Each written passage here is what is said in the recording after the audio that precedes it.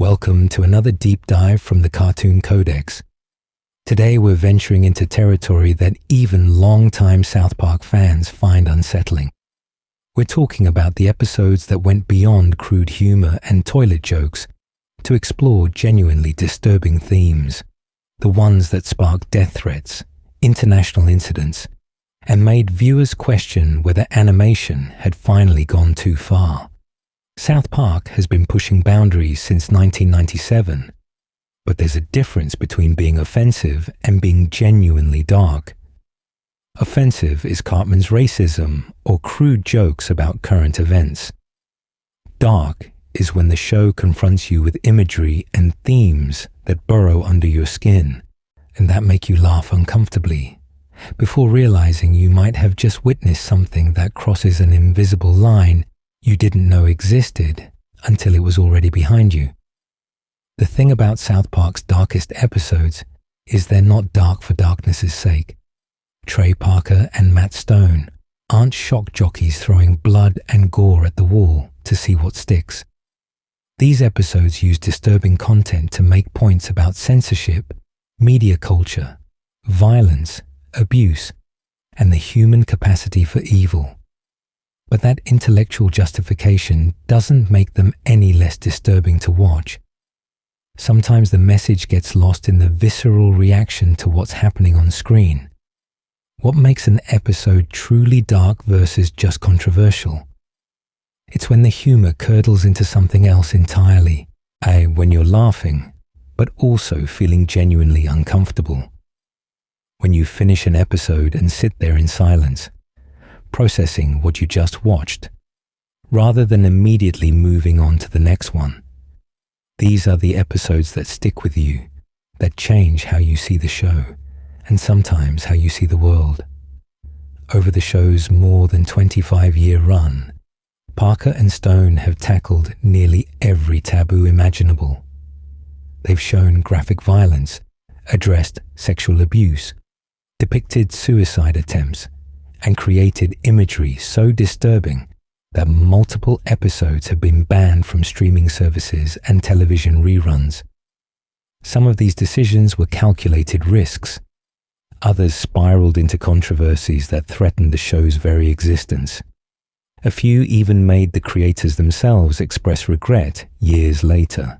And the evolution of South Park's darkness is fascinating to track.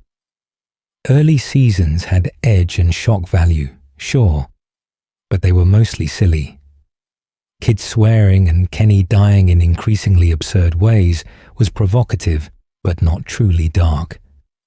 The show found its voice around season 4 and 5, when Parker and Stone realized they could use their animated format to explore themes and imagery that would be impossible in live action. Animation provides a buffer, a layer of unreality that lets creators push further than any live-action show could manage. But that buffer has limits, and South Park has consistently tested exactly where those limits are. Season 5 marked a turning point with episodes that ventured into genuinely disturbing territory. Scott Tenorman Must Die transformed Cartman from an annoying fat kid into perhaps the most evil child character in television history. Butter's very own episode dealt with parental homosexuality, attempted murder, and media circuses around child victims. Super Best Friends introduced imagery that would later lead to death threats and international controversy. The show was maturing, darkening, becoming something more than just crude comedy. But the darkness accelerated in later seasons. Episodes started dealing with school shootings, depression, graphic sexual assault imagery, body horror, and real-world political controversies that put the creators in actual danger. The show, that once seemed shocking for having kids say fuck, was now creating content that made even adult viewers squirm. As some episodes were so controversial, they were banned from streaming and television forever, existing only on DVD sets and through unofficial channels. What we're about to explore are the episodes that define South Park's darkest impulses, the ones that sparked the most controversy, caused the most genuine discomfort, and pushed furthest into territories that most shows wouldn't dare approach. Some are brilliant satire that uses darkness to illuminate important truths.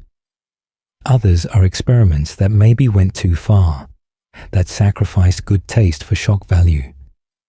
A few are both simultaneously, existing in that uncomfortable space where brilliance and bad judgment overlap.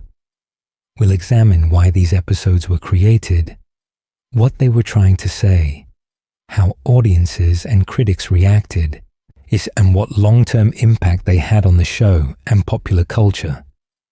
We'll look at the episodes that got banned, the ones that sparked death threats, and the ones that made even Parker and Stone question whether they'd crossed lines that shouldn't be crossed. We'll explore how dark comedy works when it fails, and why South Park keeps pushing into darker territory despite the risks. This isn't going to be an easy journey.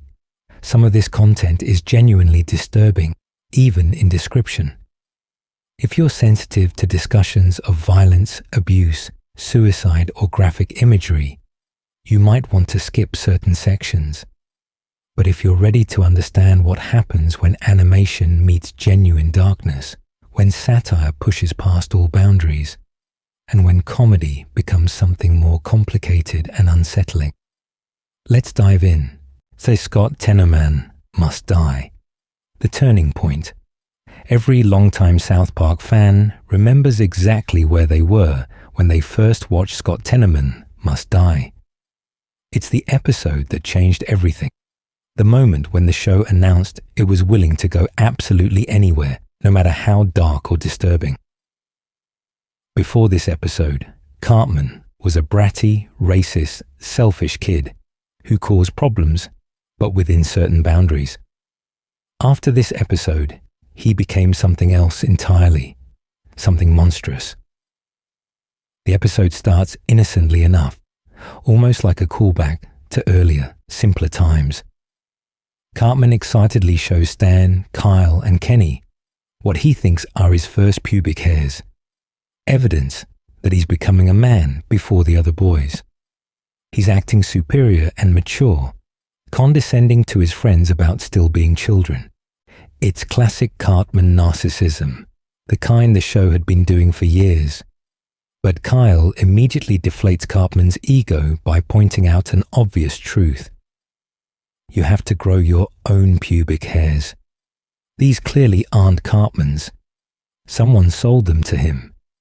As it turns out, a 9th grader named Scott Tenorman scammed Cartman out of $10 by selling him his own pubic hair, convincing the gullible 4th grader that buying pubes was how you reached maturity.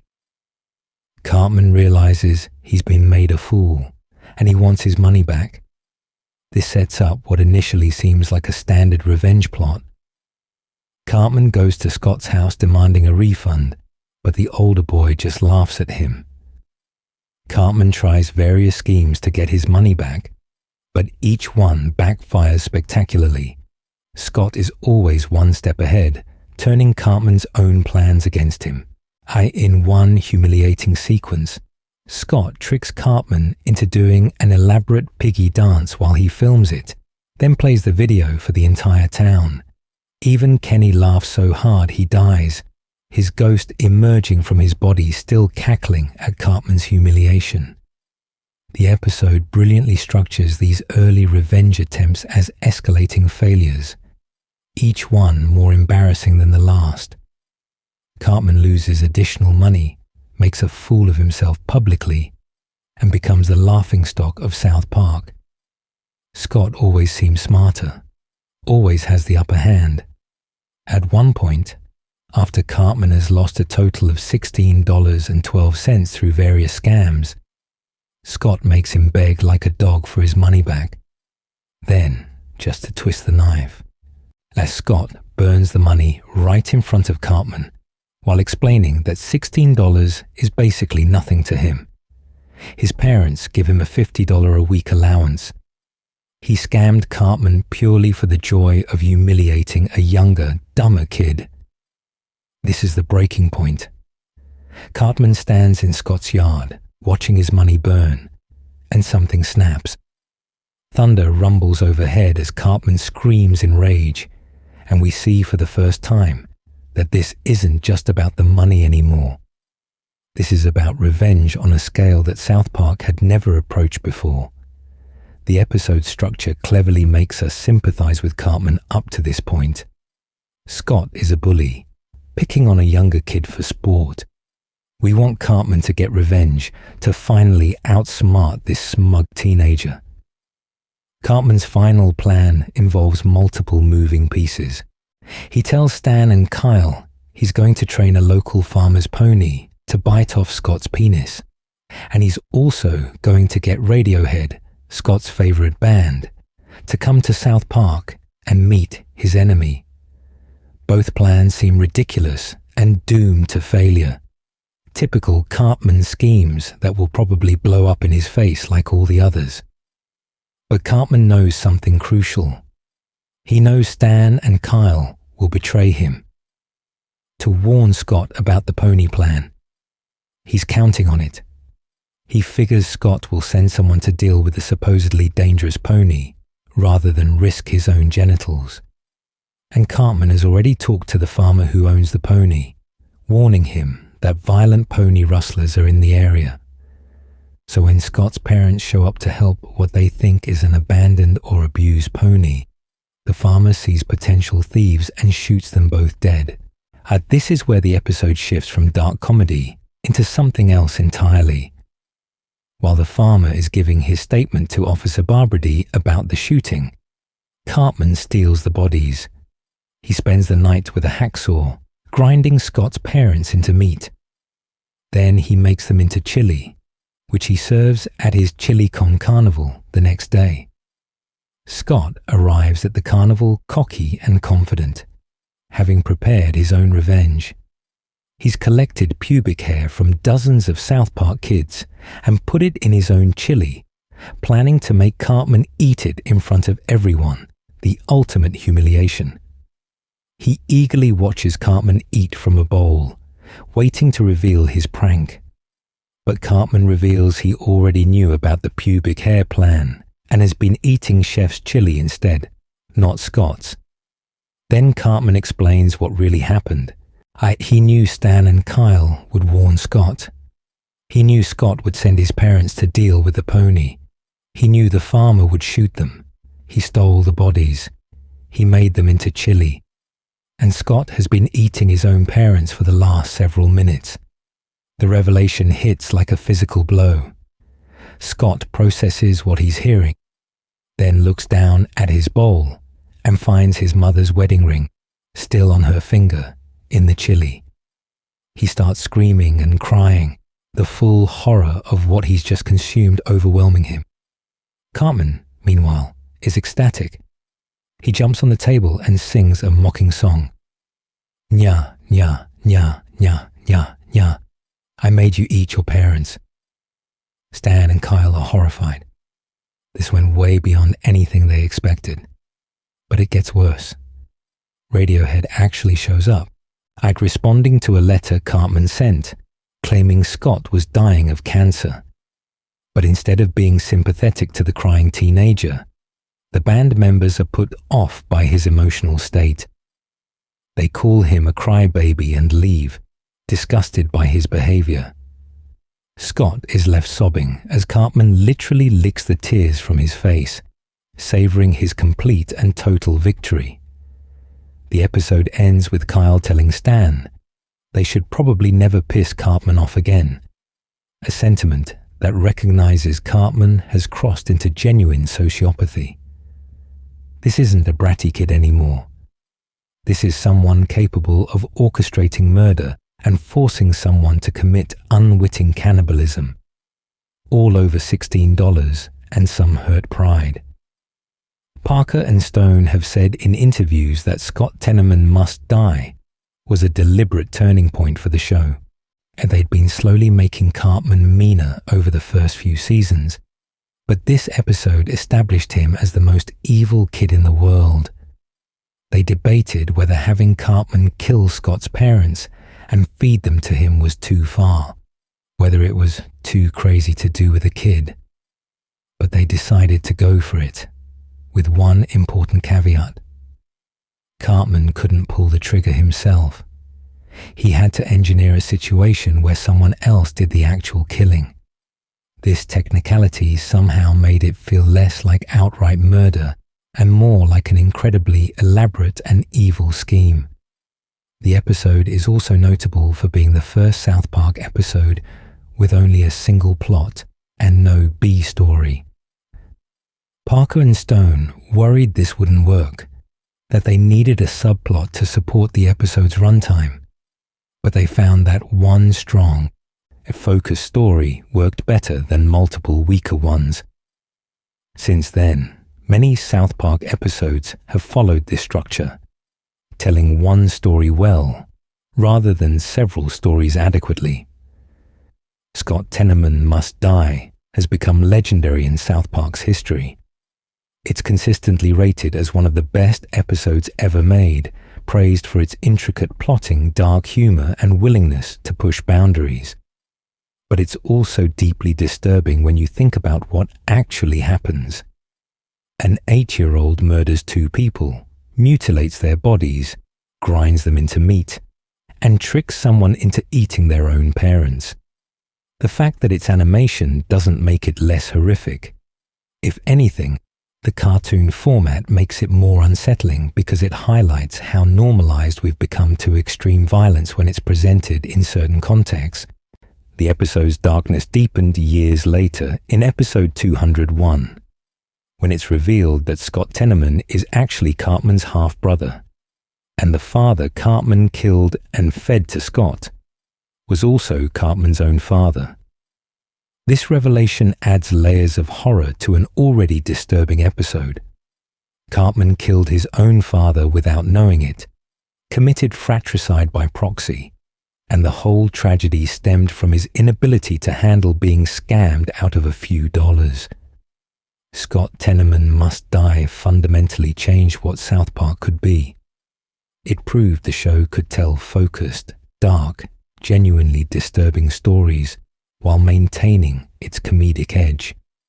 It established that Cartman wasn't just a bratty antagonist, but a genuine monster capable of horrific acts, and it set a precedent that the show would continue to follow. If they could show a child orchestrating murder and forced cannibalism, what couldn't they show? The episode remains shocking more than 2 decades after it aired. New viewers often can't believe what they're watching, can't believe an animated comedy actually went there.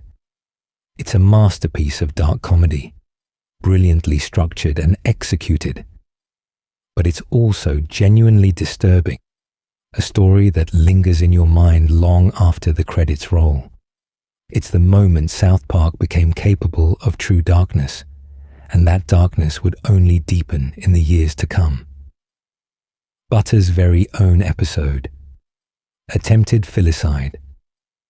If Scott Tenorman Must Die showed what happens when a child becomes a monster, Butter's very own episode explores what happens when a parent becomes one. It's one of the most disturbing episodes in South Park's history, not because of graphic violence or gore, but because it deals with attempted murder of a child by his own mother in a story that mirrors a real-life tragedy. The episode starts with a premise that seems almost wholesome by South Park standards. It's presented as a special Butters-focused episode, complete with a unique theme song about the character. Butters is excited about his parents' upcoming wedding anniversary, which they're planning to celebrate at his favorite restaurant, Bennigan's. Everything seems innocent and sitcom-like, a callback to the simpler family shows that South Park usually parodies. Butters' mother, Linda, asks him to spy on his father, Chris, to find out what anniversary gift he's planning to buy, so she can make sure her gift doesn't disappoint by comparison.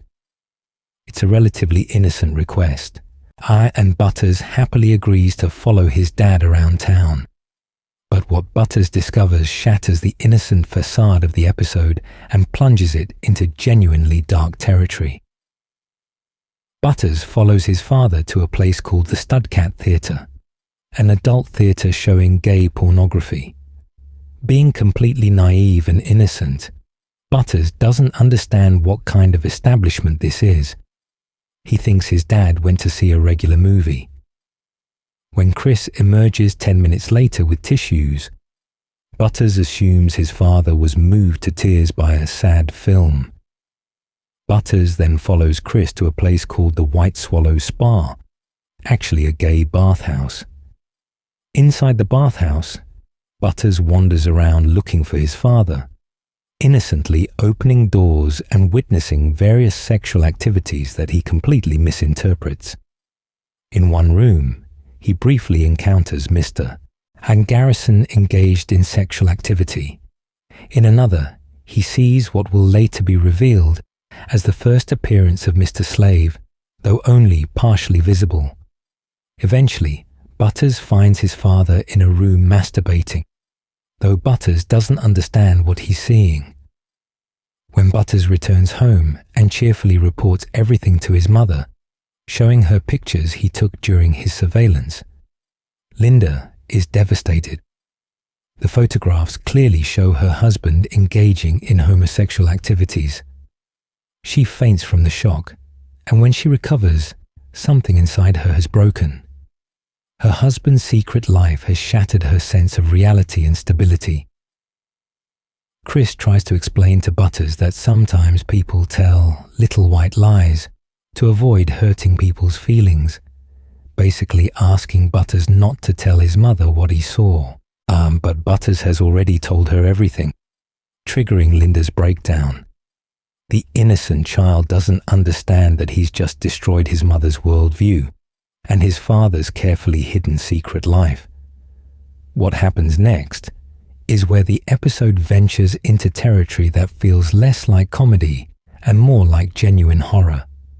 Linda decides she's going to kill herself, but she also decides to kill Butters first.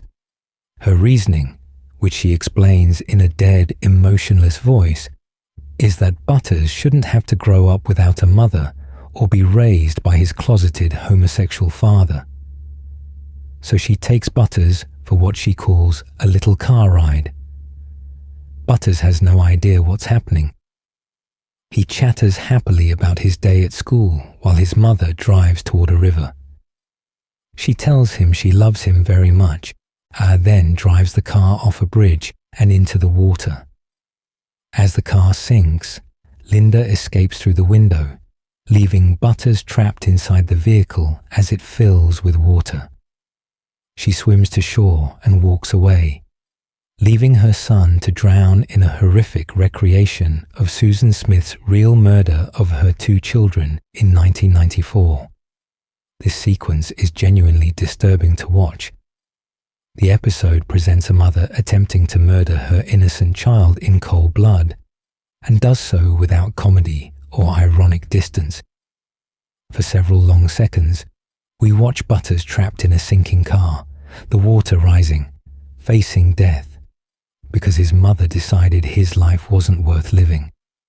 It's one of the darkest moments in South Park's history, made even more disturbing by how straightforwardly it's presented. Butters survives, of course, but only because the episode needs him to.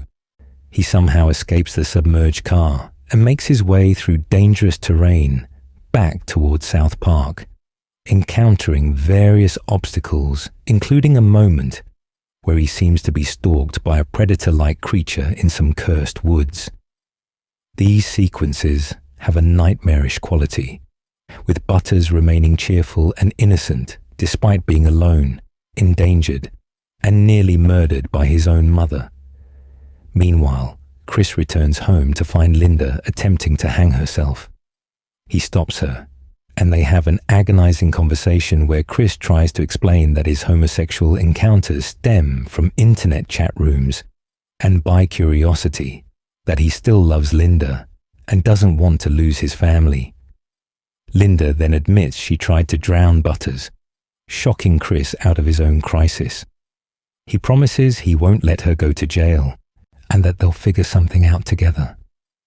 What follows is a dark satire of media circuses around missing and murdered children.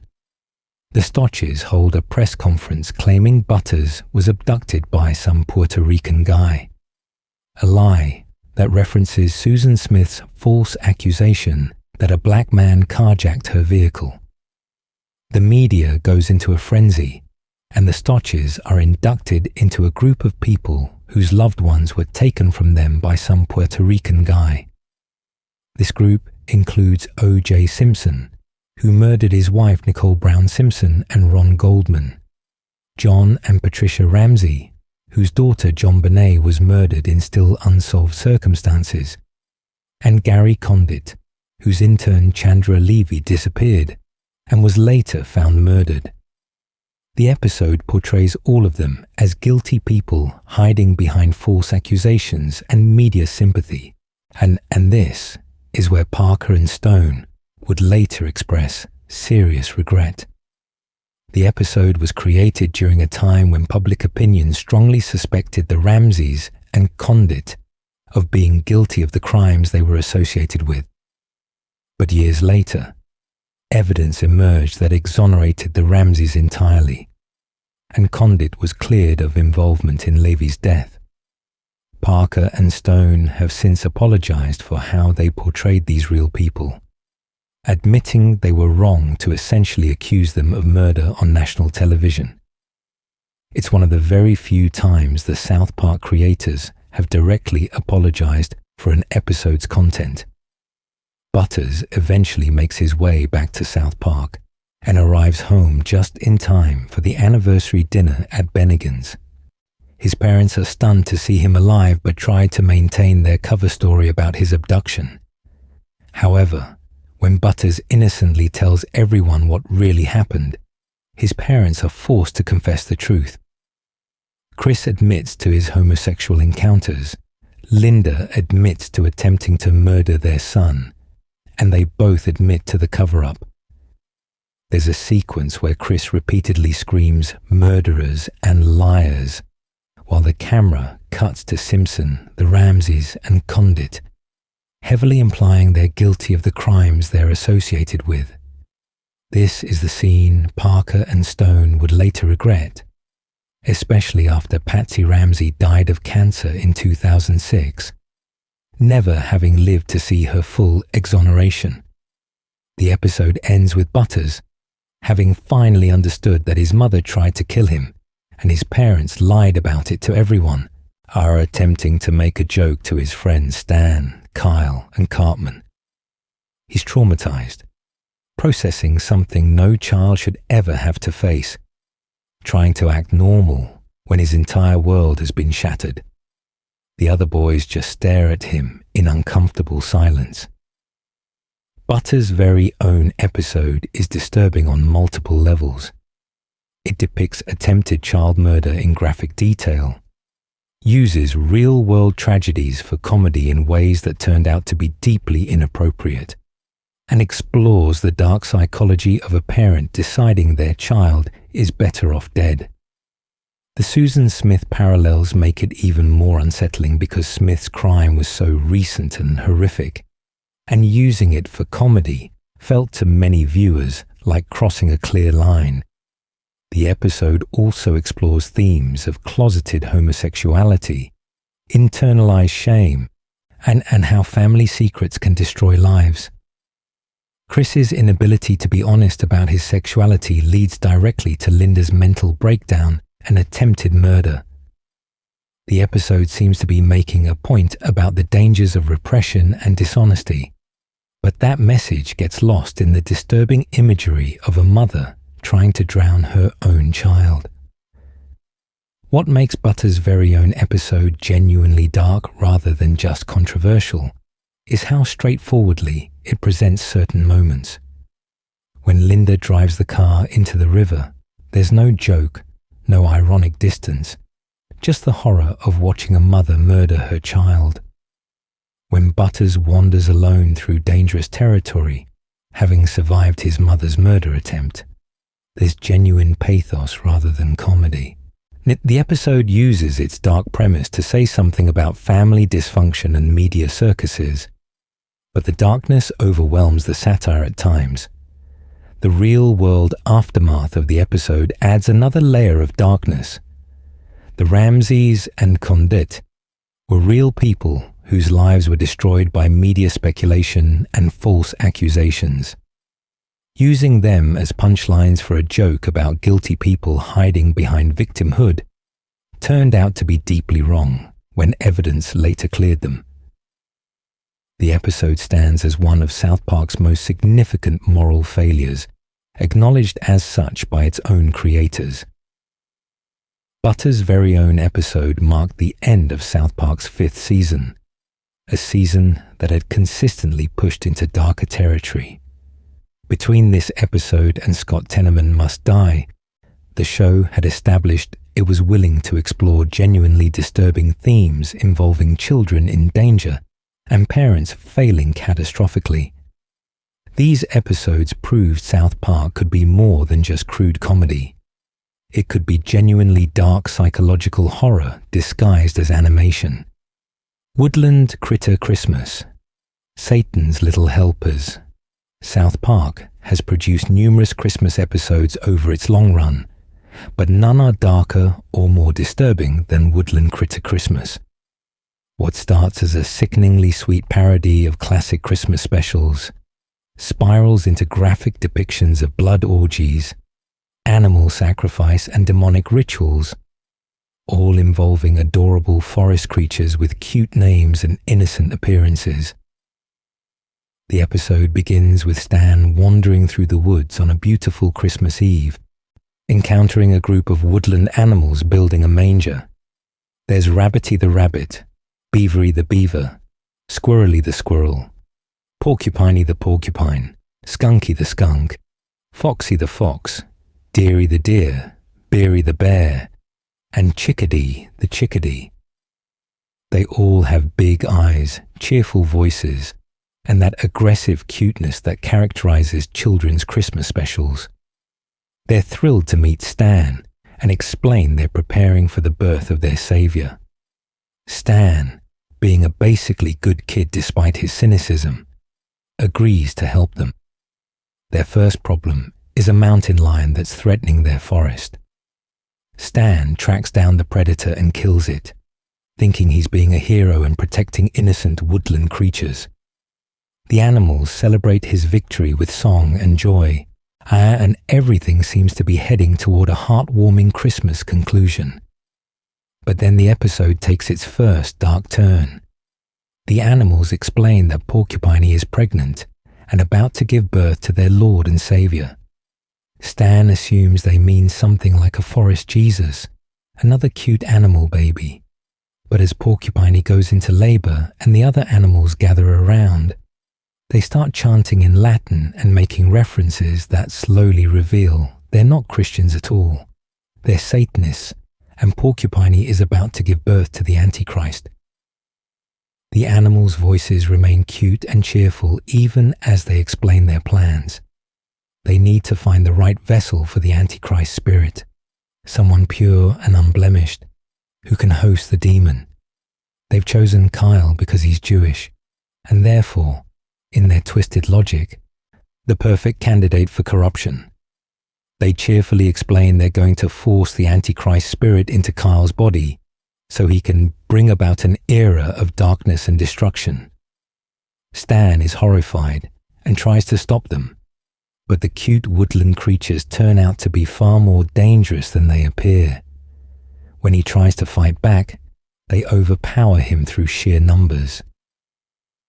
The episode starts showing increasingly graphic and disturbing imagery, still using adorable cartoon animals, but depicting genuinely horrific acts. The animals engage in what's described as a blood orgy, though the actual visuals are thankfully obscured.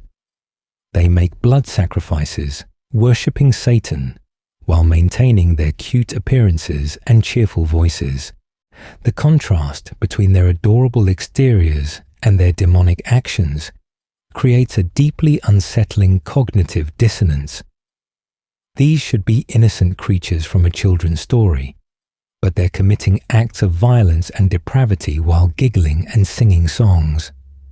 Stan tries to find help, eventually enlisting a group of mountain lion cubs whose mother he killed earlier. These cubs want revenge, but Stan convinces them to join forces against the greater threat of the satanic woodland creatures. There's an extended sequence of the cubs learning to use firearms, preparing for a final confrontation that parodies action movie training montages. The episode continues to escalate its disturbing content. The woodland critters describe in cheerful detail their plans for sacrificing people, spreading disease and suffering, and ushering in hell on earth. They're absolutely gleeful about the horrific things they're planning, treating apocalyptic destruction like it's the most wonderful thing in the world. The disconnect between their cute voices and their horrific plans is the source of both the comedy and the horror. Just when the episode seems to be heading toward its darkest possible conclusion, there's a sudden cut away from the action. We pull back to reveal that the entire story is actually being written by Cartman as a creative writing assignment for class. The other kids and the teacher are horrified by what they've been listening to, with Kyle particularly disturbed by being cast as the vessel for the Antichrist. But Cartman isn't done. When forced to write a happy ending, he has the lion cubs burst in with machine guns, but instead of saving the day, they start their own blood orgy with the woodland critters. Santa Claus shows up with an abortion machine and terminates the Antichrist fetus, ending the threat. But the cure is almost as disturbing as the disease, with Santa performing a graphic abortion on a cartoon porcupine, while woodland creatures and mountain lion cubs engage in implied orgies in the background. The framing device of Cartman's story doesn't actually make the episode less disturbing. If anything, it makes it worse because we're forced to confront the fact that an 8-year-old character created this nightmare scenario and seems to take genuine pleasure in it. The story reveals Cartman's disturbing psychology, his delight in depicting torture, sacrifice, blood orgies, and demonic possession. This isn't just dark comedy. It's a window into a genuinely disturbed mind. Woodland Critter Christmas works as both a parody of saccharine Christmas specials and a genuinely disturbing horror story. It takes the most innocent imagery possible, cute woodland animals preparing for Christmas, and corrupts it into something nightmarish. The contrast between form and content, between adorable character designs and horrific actions, creates an unsettling experience that lingers after the episode ends. The episode is also notable for how graphically it depicts certain acts, even if they're performed by cartoon animals. The blood sacrifices, the discussion of forced impregnation with demonic spirits, the blood orgies, and the abortion scene all push well beyond what most animated shows would attempt. The fact that it's all framed as a child's creative writing assignment doesn't really soften the impact. It just adds another layer of disturbing implications. Parker and Stone have created numerous dark Christmas episodes over the years, from Mr. Hankey's introduction to various Santa Claus adventures. But Woodland Critter Christmas stands as their darkest holiday offering, the one that most aggressively attacks the innocence and sweetness typically associated with Christmas entertainment.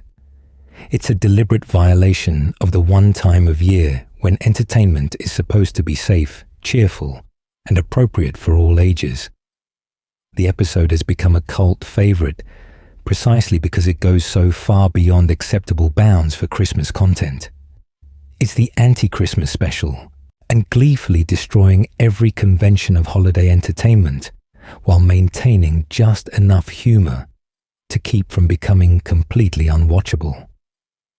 But make no mistake, Woodland Critter Christmas is deeply disturbing, a nightmare masquerading as a children's story, and one of South Park's most successful experiments in sustained darkness. The return of Chef, a vengeful farewell. Sometimes South Park's darkest episodes stem not from fictional stories, but from real-world conflicts that bleed into the show's content. The Return of Chef is one such episode, a brutal and disturbing farewell to a beloved character that served as revenge against Isaac Hayes, the actor who voiced Chef, after he quit the show over its treatment of Scientology. Chef had been a South Park institution since the show's beginning. As the school cafeteria cook, he served as a friendly adult presence who gave the boys advice, usually involving inappropriate sexual suggestions delivered in Hayes' smooth, soulful voice. Chef was funny, likable, and provided a welcome respite from the more chaotic characters. When Hayes left the show, it created both a narrative problem and a personal one for Parker and Stone. The conflict stemmed from the season 9 episode Trapped in the Closet, which mercilessly mocked Scientology, revealing its bizarre beliefs and expensive advancement system. The episode was classic South Park, taking aim at a controversial organization with the same irreverence the show applied to everything else. But Isaac Hayes was a Scientologist, and according to Parker and Stone, his representatives in the church pressured him to leave the show in protest. Hayes released a statement saying he could no longer be part of a show that showed such disrespect for religious beliefs. Parker and Stone responded by pointing out the hypocrisy, noting that Hayes had been fine with the show mocking Christianity, Islam, Judaism, and every other religion for years. He only objected when it was his own beliefs under scrutiny. The situation was messy, personal, and left the creators of South Park deciding how to write Chef out of the show. They chose the darkest possible option. The Return of Chef opens with the boys excited to learn that Chef has returned after a long absence. They run to greet him at the cafeteria, ready to hear his usual inappropriate but well-meaning advice. But something is immediately wrong. Chef's dialogue consists entirely of audio clips Frankensteined together from previous episodes, creating a stilted, unnatural speech pattern.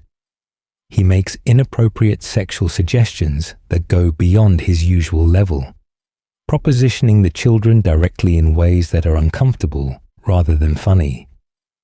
The boys notice something is wrong with their friend. They investigate and discover that Chef has joined something called the Super Adventure Club, an organization that travels the world molesting children. This revelation is presented with shocking directness.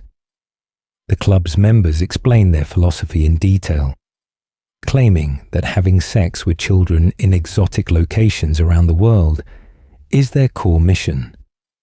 They've brainwashed Chef into believing their twisted ideology. The boys try to rescue Chef, to bring him back to his senses, and they confront him about the club's activities, trying to remind him of who he used to be. For a moment, Chef seems to break through the brainwashing, recognizing the boys and rejecting the club's teachings. But members of the Super Adventure Club arrive and call him back using their conditioning trigger phrases. Chef's face goes blank and he returns to them, leaving the boys behind. What follows is one of the most brutal death scenes in South Park's history. Chef walks across a rope bridge that catches fire. He falls off the burning bridge and tumbles down a rocky cliff face, his body bouncing off sharp rocks. He gets impaled on a tree branch that goes through his stomach. As he hangs there dying, he's shot multiple times by someone off screen. Then a mountain lion appears and mauls his body.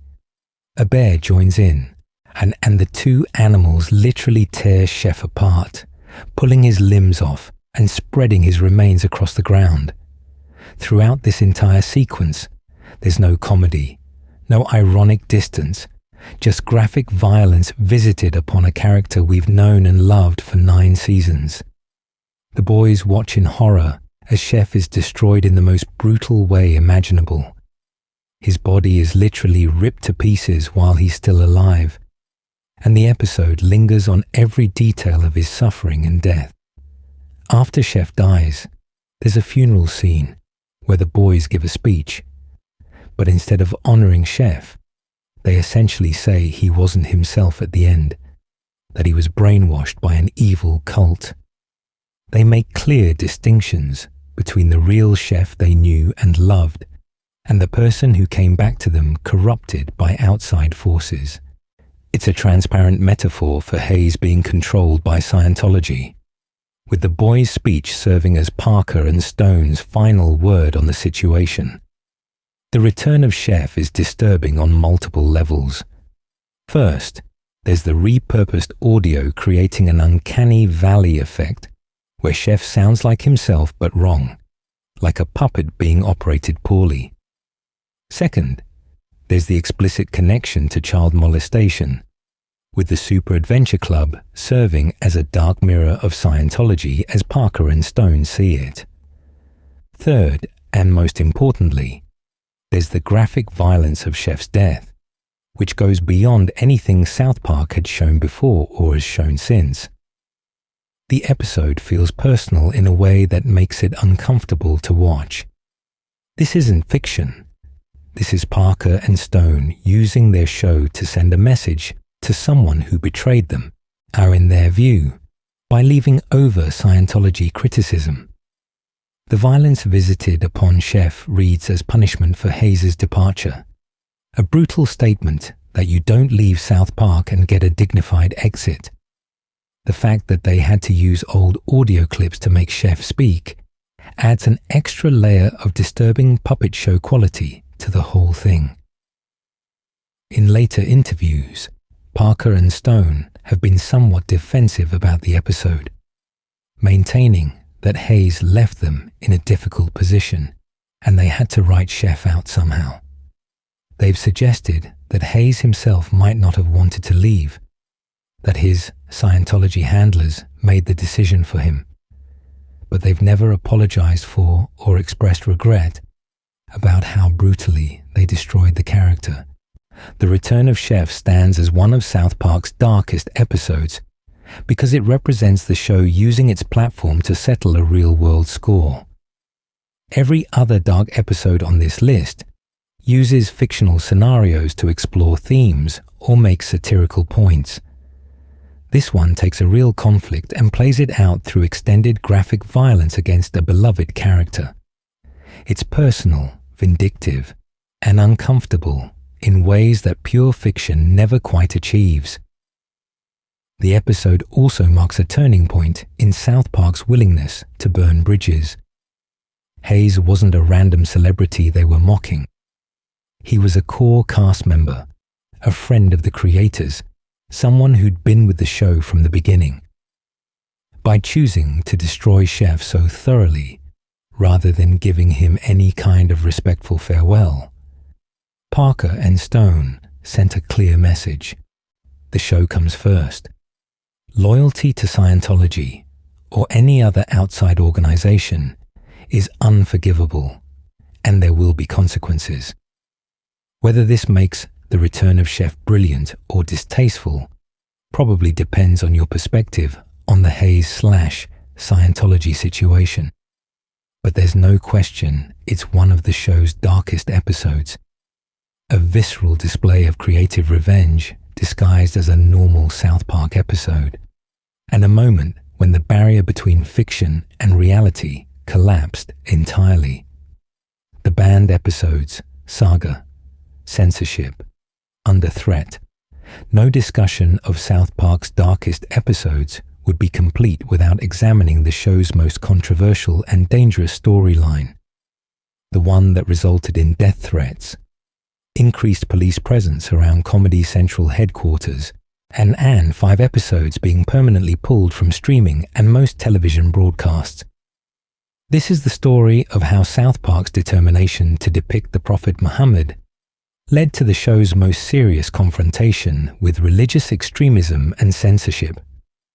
The saga began with an episode that initially caused almost no controversy at all.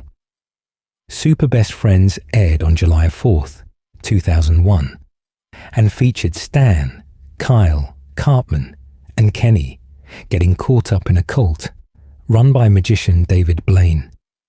The cult, called Blaintology, was clearly a parody of Scientology, and Blaine was planning to lead his followers in a mass suicide event.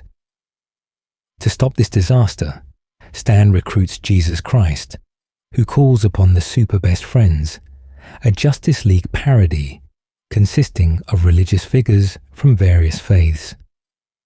The team includes Jesus, Buddha, and Moses, depicted as a giant glowing triangular shape, Joseph Smith, Krishna, Laozi, a character called Seaman, who's clearly meant to be Aquaman, and the Prophet Muhammad.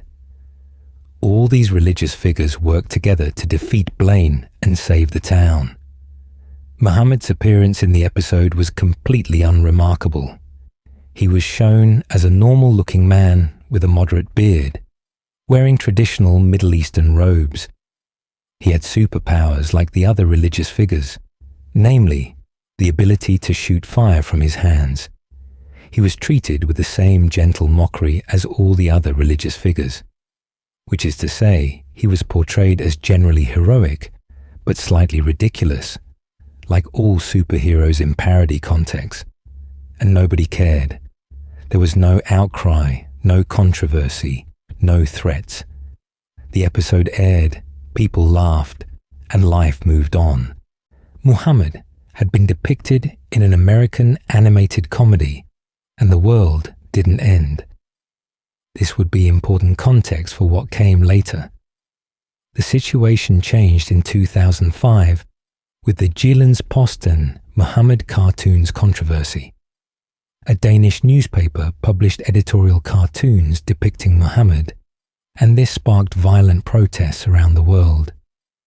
Extremist groups made clear that depictions of the Prophet were considered deeply offensive in Islam and would not be tolerated. Multiple people were killed in riots. Danish embassies were attacked.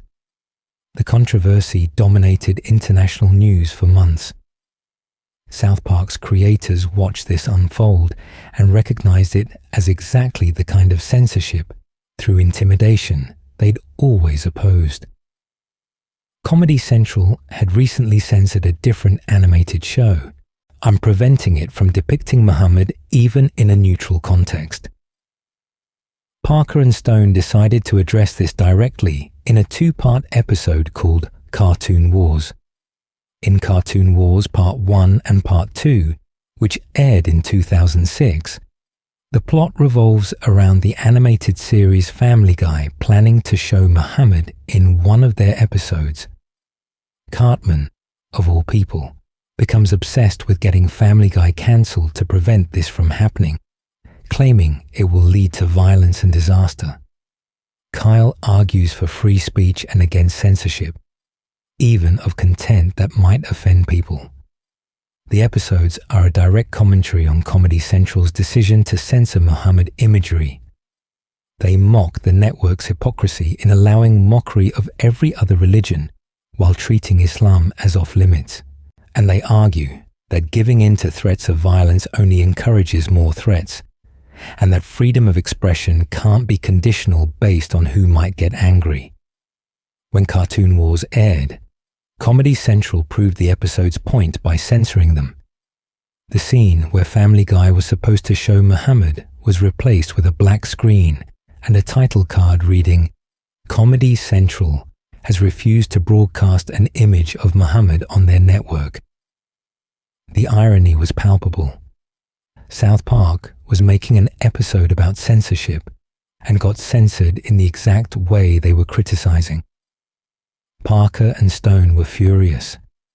They felt the network had undercut their entire point and validated exactly the behavior they were satirizing. But the episodes had another effect. They reignited controversy around Muhammad imagery and reminded everyone that South Park had already depicted the Prophet without consequence back in 2001. This led Comedy Central to quietly pull Super Best Friends from reruns and their website, retroactively censoring an episode that had aired without issue 5 years earlier.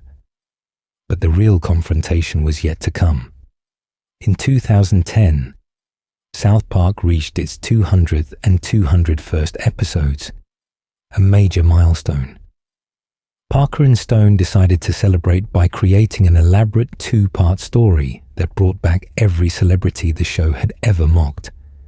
Tom Cruise, Barbra Streisand, Kanye West, Mel Gibson, George Lucas, Steven Spielberg, and dozens more all returned to South Park to file a class action lawsuit against the town for damaging their reputations. The celebrities learn about Muhammad's supposed power, that he's the only person who can't be mocked or depicted because any attempt to do so results in threats and violence. They want to steal this power for themselves, to become uncriticizable like Muhammad supposedly is. This forces South Park to call upon the Super Best Friends again, bringing Muhammad back into the story. But this time, the build-up to the episodes was different. Parker and Stone made clear they intended to push back against censorship and show Muhammad again. Before episode 200 even aired, a radical Muslim group called Revolution Muslim posted a warning on their website. They stated that Parker and Stone would probably end up like Theo van Gogh if they depicted Muhammad, a reference to a Dutch filmmaker who was murdered by an Islamic extremist in 2004 after making a film critical of Islam's treatment of women. This wasn't just criticism, it was a thinly veiled death threat.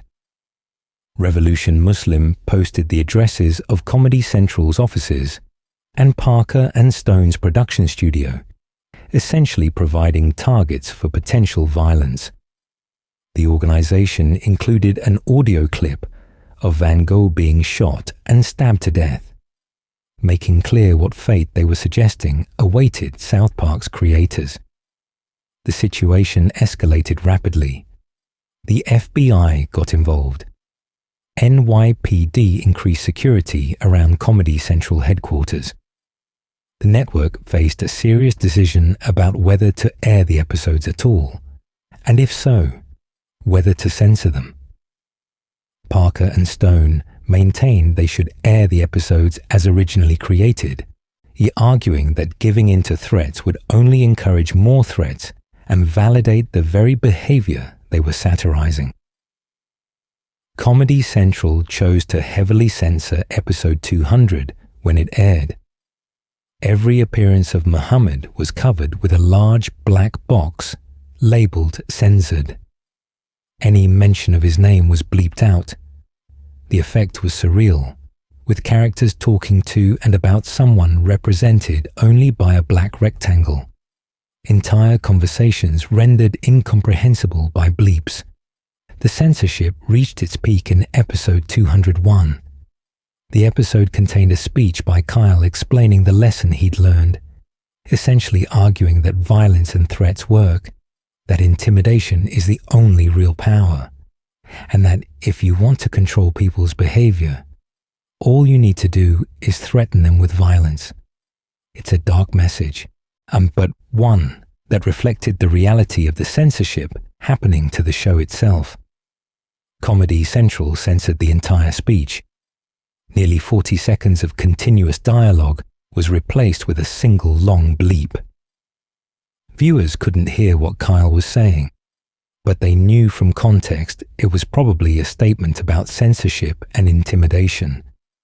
The irony was overwhelming. An anti-censorship message being censored in exactly the way it was criticizing. The network had proven South Park's point more effectively than the uncensored episode ever could have. Additionally, every appearance of Muhammad remained censored with the black box. Buddha could be shown snorting cocaine. Jesus could appear and interact with characters. Moses could be depicted as a giant glowing triangle. But Muhammad couldn't be shown at all, reinforcing the idea that violence and threats had succeeded in making one religious figure genuinely immune to the satire and mockery every other religion had to accept. The uncensored version of episode 201 was never officially released. Comedy Central refused to air it and removed both episodes from reruns and streaming. The DVD release of season 14 includes both episodes, but in the censored versions that aired on television, not the originals Parker and Stone created. For years, the uncensored versions were considered lost, possibly destroyed. Then, in 2014, someone discovered that the uncensored episode 201 was actually sitting on South Park Studios servers, publicly inaccessible but technically available. Using specialized software, they downloaded it and leaked it online. Suddenly, people could see what had been censored. You hear Kyle's speech about intimidation and threats working, and understand how much the network had cut from the original episode. The leaked, uncensored version reveals several things. First, Muhammad isn't actually shown at all in the uncensored version. The black censorship box was present in Parker and Stone's original cut. The entire plot revolves around characters trying to see Muhammad while he remains covered, a commentary on the absurdity of censorship. So Comedy Central wasn't even censoring actual images of Muhammad. They were censoring scenes about censorship of Muhammad, making the whole situation even more absurd. Second, Kyle's speech is devastating in its honesty and darkness. He explains that the celebrities wanted Muhammad's power, but there is no power. There's just the magical power of threatening people with violence. If there's anything we've all learned, Kyle says, it's that terrorizing people works. That's the only true power. Santa Claus appears and agrees, explaining that all you need to do is instill fear and be willing to hurt people, and you can get whatever you want. The only true power is violence. This speech is genuinely dark because it's not a joke. It's a bitter, angry statement about the reality of censorship through intimidation. Parker and Stone are saying explicitly that threatening violence works, that intimidation is effective, and that free expression only exists as long as everyone's too afraid to challenge it. The network censored this speech, ironically proving its point. They gave in to threats of violence and validated the intimidation tactics. The aftermath of episodes 200 and 201 permanently changed South Park. 5 episodes are now effectively banned from official distribution. Super Best Friends, Cartoon Wars Parts 1 and 2, and 200 and 201. They can't be streamed on any legal platform. They don't air in reruns. They're not available for purchase digitally. The only way to watch them legally is to buy physical DVD box sets, and even those contain censored versions. The controversy also had real-world consequences. Parker and Stone had to deal with increased security concerns. Some sources claimed they even received FBI protection, though this has never been officially confirmed. The ease with which a small, radical group could effectively censor an American television show through threats demonstrated the power of intimidation and violence to control speech. The banned episode saga represents South Park's darkest confrontation with real-world danger. Previous controversies had been about bad taste or offensive content, but this was different.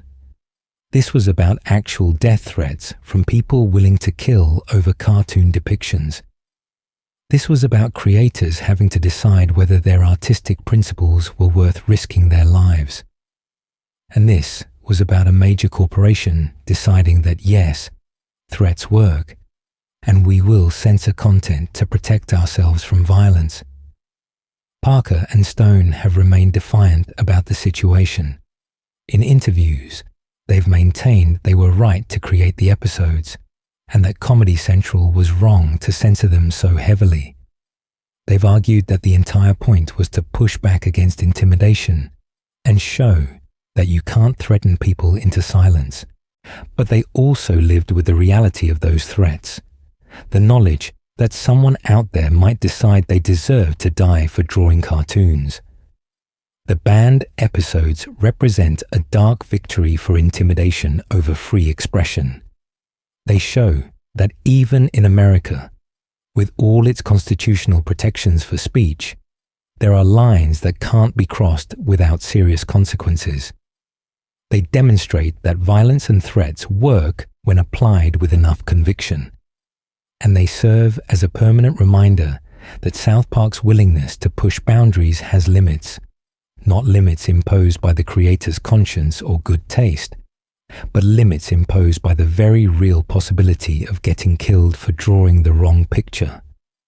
This is darkness of a different kind than graphic violence or disturbing imagery. This is the darkness of living under threat, of creating art while knowing someone might murder you for it, of watching your message get censored in exactly the way you predicted while being powerless to stop it. The banned episode saga turned South Park from a show willing to depict anything into a show that learned there are some things you literally cannot show without risking death. That's a dark lesson, and one that fundamentally changed what the show could be going forward. Britney's new look, media vultures. In early 2007, Britney Spears experienced a very public mental breakdown. The pop star shaved her head, attacked paparazzi with an umbrella, lost custody of her children, and became the subject of relentless media mockery. Every tabloid, entertainment show, and celebrity gossip outlet feasted on her suffering and turning her psychological crisis into entertainment.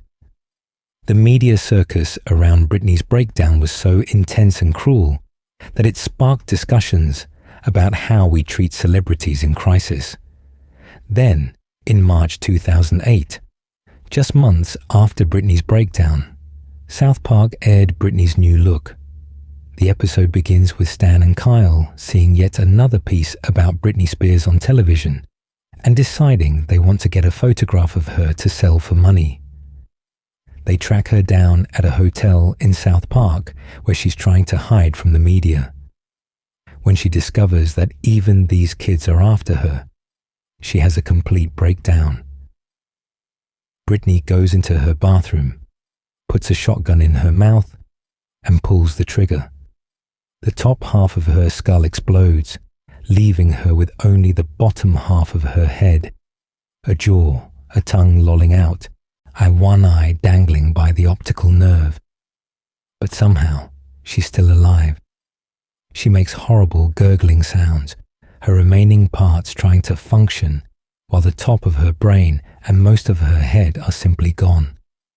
This imagery is genuinely disturbing, far beyond South Park's usual cartoon violence. The half-headed Britney looks like something from a horror movie, grotesque and pitiful. But instead of this being treated as the tragedy it is, her manager and record label insist she fulfill her commitments. Half-headed Britney is wheeled out to recording studios and photographed for tabloids, her mutilated form becoming just another spectacle for public consumption. Stan and Kyle are horrified by what they've been part of. They feel guilty for contributing to Britney's suffering and decide to help her escape. But everywhere they go, and the media follows. Helicopters track their movements. Photographers snap pictures of half-headed Britney drooling and making inhuman sounds. Entertainment shows run segments with titles like Britney's New Look, treating her mutilation as a fashion choice rather than a suicide attempt. The boys try to get Britney to safety, but at every turn, society demands her continued destruction. They eventually discover the truth behind what's happening. And this is where the episode goes from disturbing to truly dark. The people of South Park, and by extension American society, are deliberately driving Britney to death as a ritual human sacrifice. The episode reveals that for thousands of years, societies have chosen celebrities to build up and then destroy. The chosen celebrity is worshipped and adored until the proper time. Then society turns on them, driving them to madness or death. This sacrifice ensures a good harvest and continued prosperity. It's completely serious within the episode's logic. This isn't a conspiracy theory or delusion. It's presented as actual fact. Ancient harvest gods demand celebrity sacrifice, and modern American culture is just continuing an ancient tradition. The episode shows photographs of other celebrities who were sacrificed this way. Marilyn Monroe, Michael Jackson, Princess Diana, Judy Garland. Each was built up by the media and public adoration, then torn down and destroyed when the time came for sacrifice. The episode suggests these people didn't just die or have problems. They were deliberately driven to death by a society that needed them to suffer for continued success. Stan and Kyle try to stop the sacrifice, but they're too late. Society needs Britney to die, and they find creative ways to ensure it happens. The media continues hounding her. People gather at a festival celebrating the upcoming harvest, explicitly connecting Britney's imminent death to agricultural success. The message is clear. We need to destroy her, and we won't stop until she's dead. What makes Britney's new look so dark isn't just the graphic imagery of half-headed Britney, or even the concept of human sacrifice. It's how accurately the episode diagnoses the actual cruelty of celebrity culture. Everything shown in the episode, except for the literal sacrifice to harvest gods, actually happened. The media did relentlessly hound Britney during her breakdown. People did treat her suffering as entertainment. Society did build her up as an idol before turning on her viciously. The episode aired while Britney was still in crisis, still fighting for custody of her children, still dealing with mental health issues and substance abuse problems. The timing was remarkably insensitive in some ways, using her real suffering as fodder for a South Park episode. But unlike most media coverage, South Park wasn't mocking Britney. They were mocking everyone else, everyone who consumed and enjoyed her suffering, everyone who bought the tabloids and watched the entertainment shows that turned her breakdown into a spectacle. The harvest sacrifice metaphor suggests something dark about human nature, that we have an apparently unquenchable need to destroy the people we elevate. We build celebrities into gods, then tear them down as offerings to our own entertainment and prosperity. And the episode argues this isn't accidental or just unfortunate. It's deliberate, cyclical, and necessary for society as it currently exists. Britney's new look works as both specific commentary on how Britney Spears was treated and broader commentary on celebrity culture in general. But it's also genuinely disturbing to watch half-headed Britney stumbling around, trying to communicate with only a jaw and half a head, being paraded in front of cameras like a freak show attraction. The episode maintains this imagery for its entire runtime, never letting viewers forget the grotesque results of the suicide attempt that society drove her to. The episode's ending offers no resolution or hope. Britney's fate is sealed. She will be sacrificed so that the harvest is plentiful and society can continue. Stan and Kyle are powerless to stop it. All they can do is refuse to participate in the next sacrifice whenever society chooses the next celebrity to destroy. It's a genuinely dark conclusion that suggests this cycle can't be broken. only opted out of on an individual level. Looking back, Britney's new look is even more disturbing in retrospect. Britney Spears later revealed the extent of her suffering during this period, including being under a conservatorship that controlled every aspect of her life. The Free Britney movement that emerged years later revealed that she really was trapped, really was being exploited, really was suffering while the world watched and profited from her pain. South Park's dark metaphor turned out to be uncomfortably close to reality. The episode stands as one of South Park's most successful pieces of dark social commentary.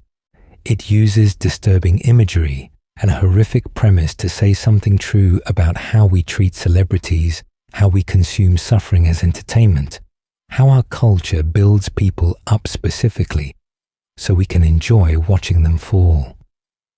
That it did this while Britney was actively suffering that exact treatment makes it brave, insensitive, prescient, and genuinely dark all at once. Dead Kids, normalized horror. In 2018, after years of school shootings becoming increasingly common in America, South Park aired an episode that confronted the nation's desensitization to violence in the most direct and disturbing way possible. Dead Kids doesn't show graphic violence or make jokes about victims. Instead, it does something much darker. It shows a world where school shootings happen so frequently that nobody cares anymore. The episode opens with a shooting at South Park Elementary. Gunshots ring out during the school day. Kids run screaming. But instead of this being treated as the worst possible disaster, it's presented as a minor inconvenience. Parents drop off their kids the next day without concern. Students complain about lockdown drills cutting into recess. The shooting is discussed with the same casual annoyance as a pop quiz or unexpected homework assignment. When Sharon Marsh learns her son Stan was at school during a shooting, she's horrified and traumatized. But everyone around her treats her concern as irrational and embarrassing. Randy, her husband, is annoyed that she's making a big deal out of nothing. Other parents mock her for being oversensitive. Teachers roll their eyes at her questions about school safety, and the entire community has collectively decided that school shootings are just a normal part of life now, and anyone who's upset about them is being unreasonable. The episode's title, Dead Kids, is delivered as a punchline multiple times. Characters say things like, "Oh, there weren't any dead kids," as if that makes a shooting no big deal. The phrase, dead kids, becomes normalized language, stripped of its horror through casual repetition. If nobody actually died this time, then nothing bad really happened, and Sharon needs to stop overreacting. Sharon becomes increasingly isolated as she tries to get people to care about the shooting. She goes to the school board, but they're focused on other issues. She tries to organize parents, but they think she's being hysterical. Even her own son Stan doesn't understand what she's so worried about.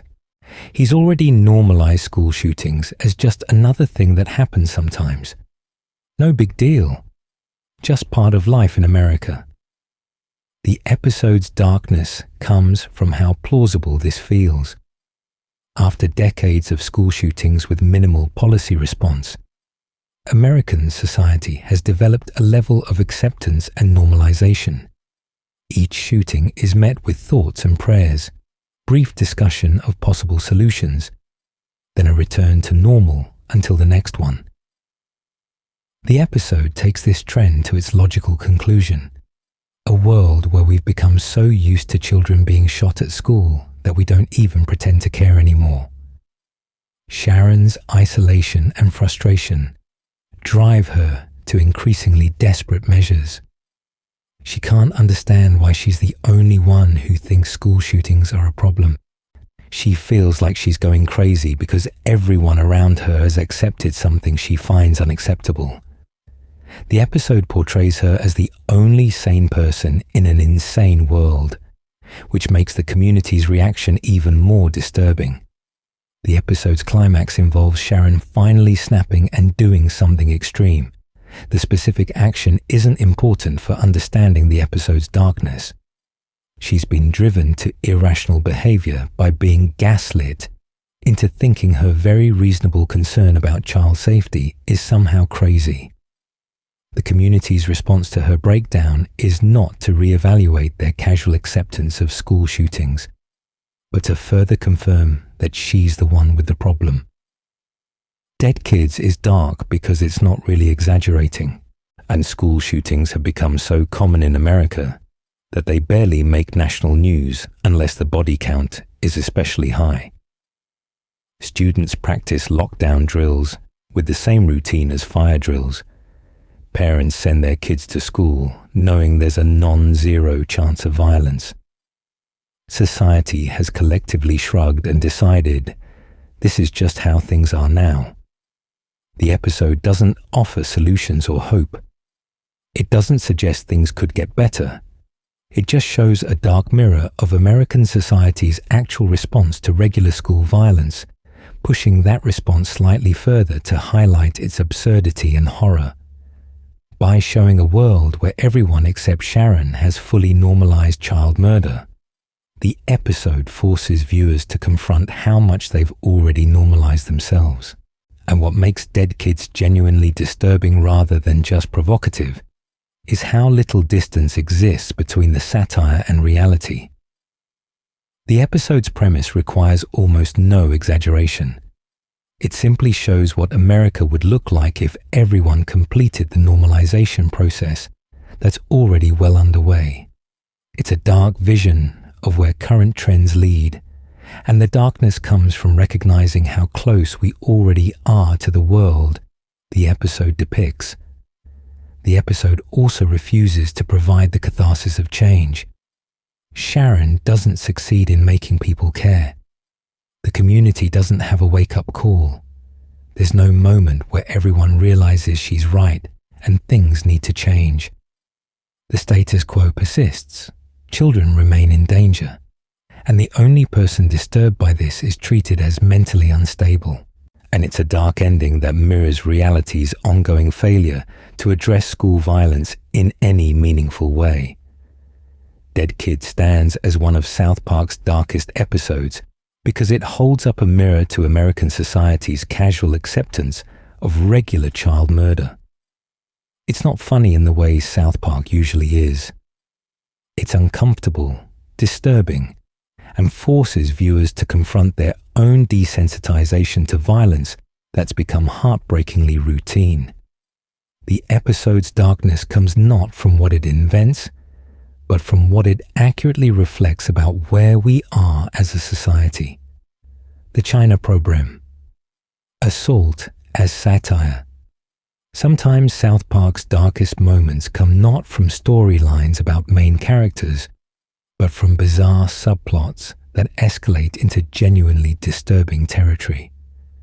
The China Program from Season 12 contains one such subplot, involving George Lucas and Steven Spielberg graphically raping Indiana Jones, with the assault serving as a metaphor for the kingdom of the Crystal Skull movie ruining the franchise. The episode's main plot involves Cartman being paranoid about China invading America during the 2008 Beijing Olympics. He recruits Butters to help take over a P.F. Chang's restaurant to gather intelligence on the supposed invasion. This storyline is typical South Park satire, satirizing American paranoia about China's rising global influence. But the B-plot is where things get dark. Stan, Kyle, and Kenny are traumatized after watching Indiana Jones and the Kingdom of the Crystal Skull. They keep having flashbacks to the movie and showing symptoms of PTSD. When adults ask what's wrong, they say their friend was hurt. That friend is Indiana Jones, and what hurt him was the bad movie Lucas and Spielberg made. The episode doesn't just make jokes about the movie being disappointing. It depicts Lucas and Spielberg as sexual predators who literally raped Indiana Jones. Multiple scenes show the two filmmakers violently assaulting Indiana Jones, with the scene staged and shot exactly like graphic sexual assault. Indiana Jones is shown bent over, being attacked from behind while crying and begging them to stop. The assault is played completely straight, not for laughs, but as genuine sexual violence. The visual metaphor is clear. Making a bad sequel is portrayed as violating and destroying something beloved. But the execution goes far beyond metaphor into genuinely disturbing imagery. The scenes are shot with the camera angles, lighting, and pacing of actual assault, creating extremely uncomfortable viewing. The fact that it's animated and involves famous filmmakers doesn't make it less disturbing to watch. The assault scenes are intercut with the boys trying to process what they witnessed. They use language and display behaviors consistent with actual trauma survivors. Flashbacks, difficulty speaking about what happened, protective instincts toward the victim. The episode treats their responses with complete seriousness, playing the trauma straight, while only the premise itself is satirical. Things escalate when the boys learn that Lucas and Spielberg are planning to make another movie, effectively threatening to rape Indiana Jones again. The boys try to stop them, leading to a climactic confrontation. The episode continues using explicit sexual assault language and imagery throughout, and never backing away from its disturbing central metaphor. The episode's darkness comes from how graphically it depicts the assaults and how seriously it treats the trauma. This isn't subtle satire or clever allegory. It's literal depictions of sexual violence used as metaphor for bad filmmaking. The juxtaposition of silly premise with graphic imagery creates a deeply unsettling viewing experience. Critics and viewers were divided on whether the episode crossed a line. Some argued that using graphic sexual assault imagery, even in animated satire, trivializes actual sexual violence. The episode treats rape as a metaphor for something much less serious, disappointing movies, which seems to diminish the horror of actual assault. Others defended it as obvious hyperbole that criticizes bad filmmaking by comparing it to the worst possible violation. What's undeniable is that the China program contains some of South Park's most disturbing imagery. The assault scenes are graphic enough and staged seriously enough that they're genuinely hard to watch. The fact that they're used to make a point about movie franchises doesn't change the visceral discomfort of watching animated depictions of sexual violence, even when the victim is a fictional character. The episode also raises questions about where metaphor becomes inappropriate. Making fun of bad movies is fine. Using graphic sexual assault as your metaphor for bad movies is at minimum highly questionable. The episode never quite justifies why this particular metaphor needed to be so graphic and explicit, and the point could have been made with less disturbing imagery, which suggests the graphic nature was itself partly the point. Shock value for its own sake. The China program stands as one of South Park's darkest episodes because it uses imagery that many viewers found genuinely traumatizing to make a comparatively minor point about disappointing movies. It's an example of the show potentially going too far, using darkness not in service of important satire, but simply because they could. The episode works as commentary on franchise rape, but the cost of that commentary is subjecting viewers to repeated graphic depictions of sexual assault, and whether that trade-off is worthwhile remains controversial. You're getting old. Depression and divorce. Most South Park episodes maintain the status quo. Characters might die, relationships might change, But by the next episode, everything's back to normal. That's how sitcoms work, and South Park generally follows sitcom structure despite its provocative content. But You're Getting Old, the mid-season finale of season 15, broke that formula completely, plunging Stan into depression and his parents into divorce in a genuinely devastating episode that abandoned comedy for real emotion. The episode begins with Stan turning 10 years old. After his birthday, something changes in how he perceives the world. Literally everything he hears sounds like shit. Music, movies, conversations, all rendered as crude fart and shit sounds. Everything he sees looks like literal feces. His food tastes terrible. Entertainment provides no enjoyment. The world has become fundamentally unpleasant, and Stan can't understand why. His condition is diagnosed by a doctor who explains that as people get older, they become cynical and stop enjoying things. There's no cure. This is just what happens to everyone eventually. The diagnosis is delivered seriously, not as a joke, establishing that Stan's condition is permanent and represents a fundamental change in who he is as a person. The other boys try to maintain their friendship with Stan, but his cynicism makes it impossible. He can't enjoy the things they enjoy. He can't fake enthusiasm for their games and activities.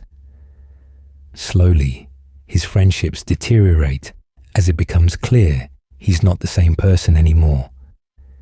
Stan is aware of what's happening but powerless to stop it. He's watching himself lose everything that mattered to him because he can no longer feel the emotions that sustained those connections. Meanwhile, the episode's B-plot follows Randy and Sharon's deteriorating marriage. Randy has joined a tween wave band and spends all his time pursuing this silly hobby. Sharon is frustrated by his immaturity and lack of responsibility. Their arguments become more serious and frequent. What starts as typical sitcom marriage conflict escalates into something real and painful. The episode's climax brings these storylines together in a genuinely heartbreaking sequence. Sharon tells Randy she wants a divorce. She's unhappy, he's not going to change, and she can't do this anymore. Randy is shocked and hurt, but he also understands. They're just different people now, and staying together isn't working for either of them. The divorce announcement is intercut with Stan's continued isolation. He sits alone in his room, unable to connect with his friends or family, trapped in a world that provides no joy or meaning. The score playing over these scenes is Fleetwood Mac's Landslide, a song about time passing and change being inevitable. The lyrics, I'm getting older too, and can I handle the seasons of my life, play over scenes of actual permanent change happening to these characters. The episode ends with one of the darkest sequences in South Park's history. Set to Landslide, we watch Stan going through the motions of daily life while everything falls apart around him. His parents are divorcing. His friends don't understand him. He drinks alcohol alone in his room, self-medicating to numb the depression. The montage shows time passing with Stan, growing more isolated and miserable. Seeing the world as literal shit, are unable to find meaning or joy in anything. Then the screen fades to black and text appears. To be continued. South Park had never done a cliffhanger before. Episodes were always self-contained. But You're Getting Old ended with permanent changes, real consequences, and genuine darkness hanging over the show's future. The episode wasn't funny. It was genuinely sad.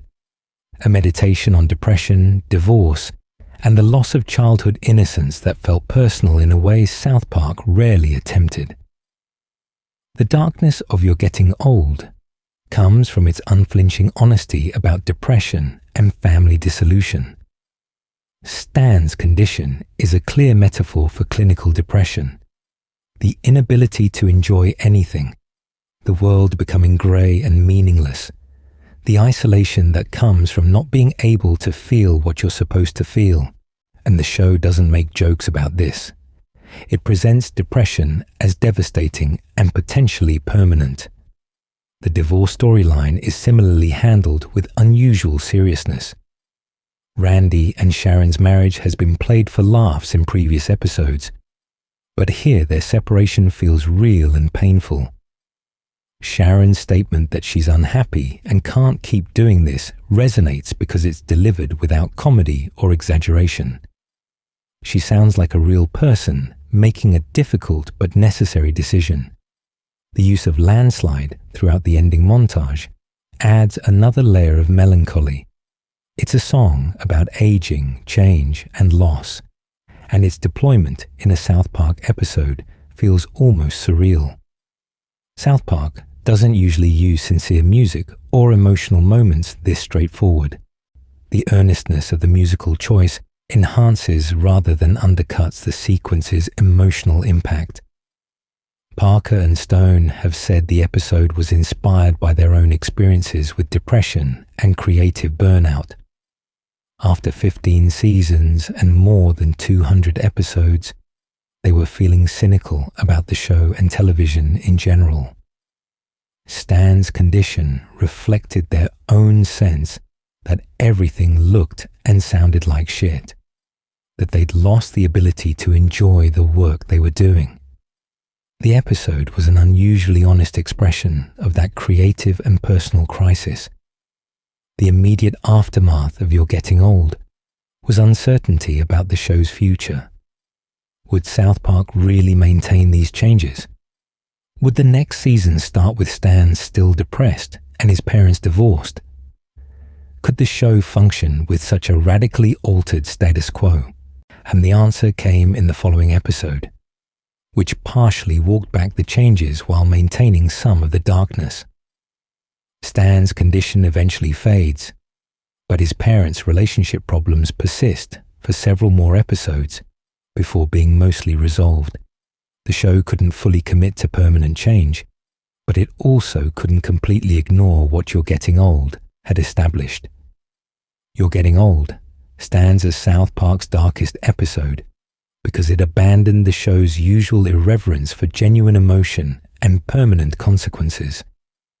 It used Stan's depression and his parents' divorce to say something real about growing up, losing innocence, and how relationships fall apart. The episode is genuinely difficult to watch, and not because of graphic content, but because of its emotional honesty and refusal to provide easy answers or comedic relief.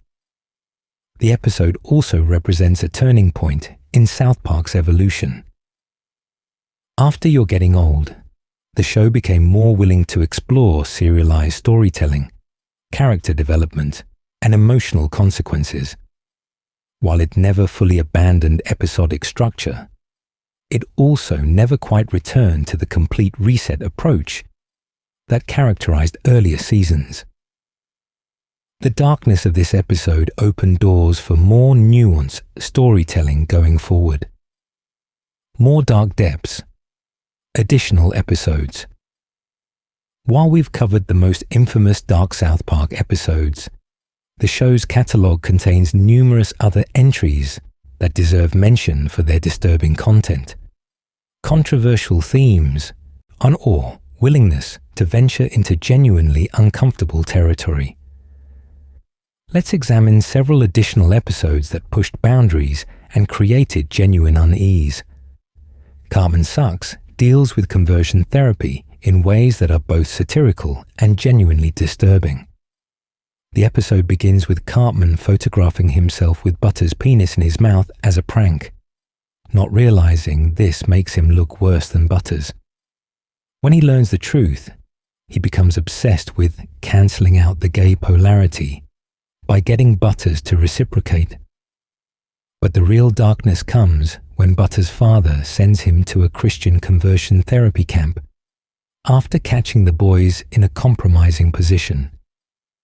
The camp is depicted with horrifying accuracy, showing counselors telling confused children they're confused, that their natural feelings are wrong and can be fixed through faith and compliance. One storyline follows a gay teenager who becomes increasingly depressed as the camp's teachings destroy his self-worth, ultimately implying he commits suicide.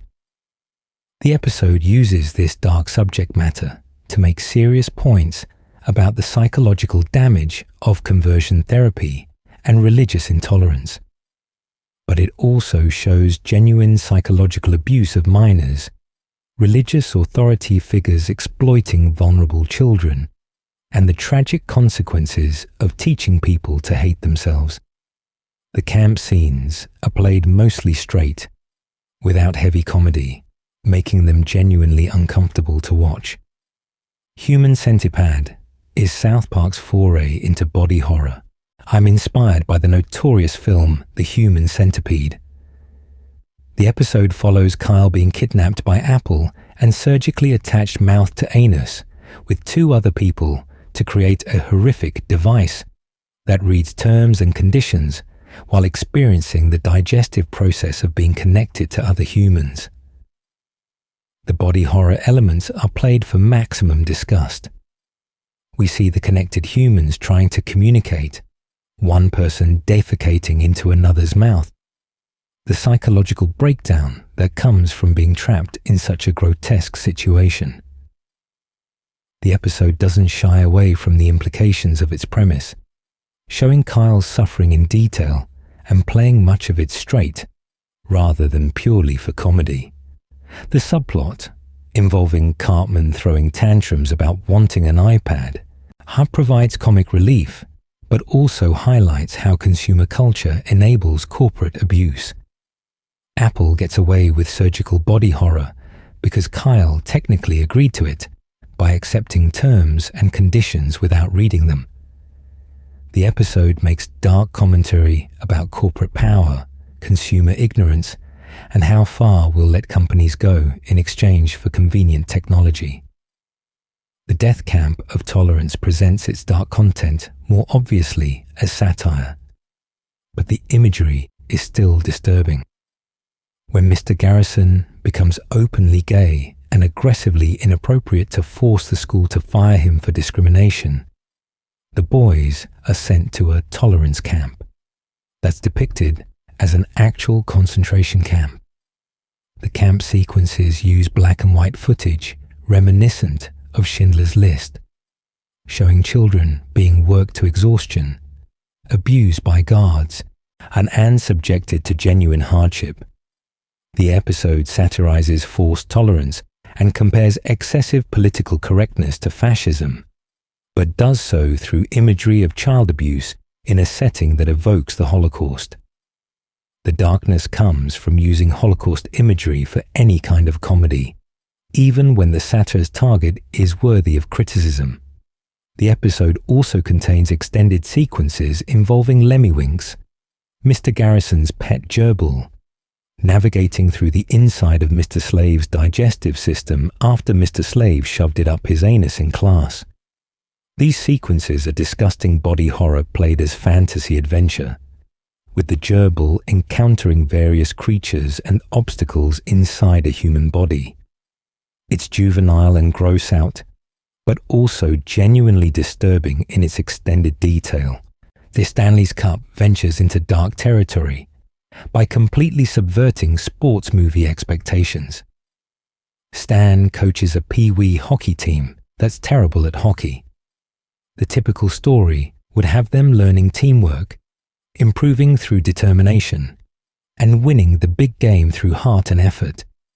Instead, Stan's team gets completely destroyed by a professional NHL team, losing by a massive score while the kids are injured repeatedly.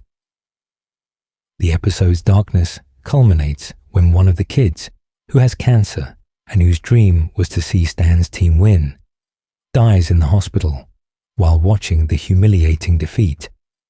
The camera zooms in on the dead child, while Queen's "We Are the Champions" plays, as the adult NHL players celebrate defeating small children.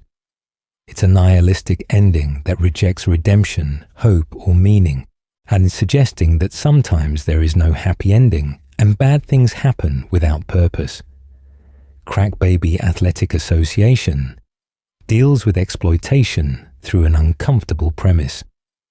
Cartman recruits other kids to film crack babies fighting over crack for an athletic association that generates profit from addiction and suffering. The babies are real victims of the drug epidemic, but Cartman treats them like entertainment and opportunity for profit. The episode satirizes NCAA exploitation of student athletes, but does so through imagery of actual babies affected by their mother's crack addiction, fighting desperately for drugs. Cartman's justifications for his exploitation mirror real justifications for not paying student athletes, making the satire effective. But the cost is showing suffering babies being exploited for entertainment, and which is genuinely dark even in animated form. Grounded Vindaloop explores horror through virtual reality confusion. Butters becomes trapped in a virtual reality system and can't distinguish between VR and reality. His parents try to ground him, but he thinks they're NPCs in a game. The episode shows Butters having a complete psychological breakdown as he loses his grip on what's real, eventually becoming catatonic from the inability to trust his perceptions. The horror is psychological rather than graphic. Watching Butters slowly lose his mind, unable to distinguish reality from simulation, creates genuine unease. The episode taps into deep fears about perception, reality, and what happens when you can't trust your own senses. And Butters' descent into confusion and terror is played seriously enough to be genuinely disturbing rather than just funny. These episodes represent the breadth of South Park's dark explorations. From conversion therapy to body horror to exploitation of addicted babies, the show has consistently found new territories of discomfort to explore. Each episode uses its dark content differently. Some for social commentary, others for shock value, many for both simultaneously. What unites these darker episodes is Parker and Stone's unwillingness to respect sacred cows or avoid uncomfortable subjects. If something can be discussed, animated, and broadcast, South Park will probably do it eventually, and the results range from brilliant satire that uses darkness to illuminate important truths to juvenile shock value that feels more offensive than insightful. But even the less successful dark episodes serve a purpose. They push boundaries that need pushing, test limits that need testing, and remind viewers that animation isn't just for children, and that comedy can and should address uncomfortable realities. South Park's dark episodes prove that cartoons can explore territory that live-action shows might struggle with, using the unreality of animation to make real points about disturbing aspects of society. The philosophy of darkness. Why it matters. After examining South Park's darkest episodes, we need to step back and ask why any of this matters. Why should creators push into genuinely disturbing territory? What purpose does dark comedy serve? And when does pushing boundaries become irresponsible rather than courageous? Parker and Stone have consistently articulated a philosophy of equal opportunity offense. They believe nothing should be off limits for satire and comedy, that all subjects, beliefs, and people should be equally available for mockery. This philosophy drives South Park's darkest episodes. If you can make jokes about Jesus but not Muhammad, you're creating a hierarchy of sacred subjects. If you can mock conservatives but not liberals or vice versa, you're admitting that some ideas are too important or sensitive to question. The darkest episodes often result from this philosophy colliding with subjects that audiences feel should be protected. Child abuse, religious beliefs, celebrity suicide, school shootings. These are topics many people believe should be handled with reverence or not addressed in comedy at all. South Park's willingness to tackle them anyway, often in the most provocative ways possible, stems from a conviction that comedy is important precisely because it refuses to respect boundaries. Dark comedy serves several important functions. First, it provides catharsis for uncomfortable topics. Laughing at something terrible doesn't make it less terrible, but it does make it more bearable to confront. School shootings are horrific, but Dead Kids satire helps viewers process the disturbing normalization of violence in American culture. Conversion therapy is child abuse, but Cartman Sucks makes it impossible to ignore the real psychological damage these programs cause. Second, dark comedy forces conversations about topics people would rather avoid. The Banned Muhammad episodes created international discussions about free speech, religious sensitivity, and censorship through intimidation. Britney's new look sparked debates about media treatment of celebrities in crisis. These conversations might not have happened without provocative comedy pushing the issues into public consciousness. Third, dark comedy reveals truths that polite discourse obscures.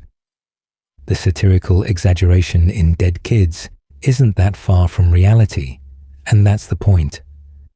You're getting Old's honest depiction of depression, cuts through the usual platitudes about mental health. Scott Tenorman Must Die reveals something dark about human nature and revenge that gentler stories couldn't capture. But dark comedy also has limits and potential for harm. Using sexual assault imagery for jokes about disappointing movies, as in the China program, arguably trivializes real sexual violence. Making entertainment from Britney Spears' actual mental health crisis could be seen as participating in exactly the exploitation the episode criticizes. Depicting detailed child abuse, even satirically, might traumatize actual abuse survivors. Parker and Stone have made missteps, which they've occasionally acknowledged. Their treatment of the Ramseys and Gary Condit in Butter's very own episode was based on assumptions that turned out to be wrong, leading to rare public apologies, and the extensive coverage they've given to trans issues in various episodes has been criticized for potentially encouraging discrimination, even when their stated intent was to mock hysteria rather than trans people themselves. The question of where lines exist or should exist remains contentious. Some argue that truly free speech means nothing is off limits, that the moment you declare something too sacred for comedy, you've established censorship principles that can expand to prohibit more and more speech. Others argue that responsible creativity considers impact, that artists have obligations not to unnecessarily harm vulnerable people even when doing so is legally permitted. South Park's darkest episodes exist in the tension between these positions. They push boundaries that make people uncomfortable while claiming this discomfort serves important purposes. They offend sensibilities while arguing that protecting sensibilities leads to censorship.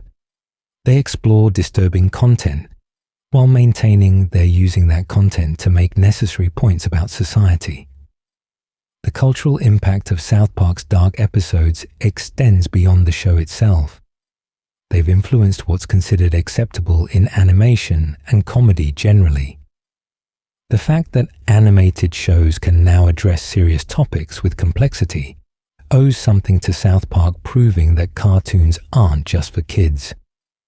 The normalization of explicit language on television came partly from South Park's willingness to use it and face down censorship. But the show has also potentially normalized darkness in ways that might not be entirely positive. When every boundary gets crossed eventually, nothing remains shocking, which means genuinely important transgressions get lost in the noise. When everything is treated as equally valid material for comedy, it becomes harder to signal what actually matters. The show's nihilistic humor can breed cynicism that prevents rather than encourages engagement with real problems. Looking forward, South Park continues to evolve. Recent seasons have experimented more with serialization, character development, and addressing current events in real time. But the show's dark impulses remain.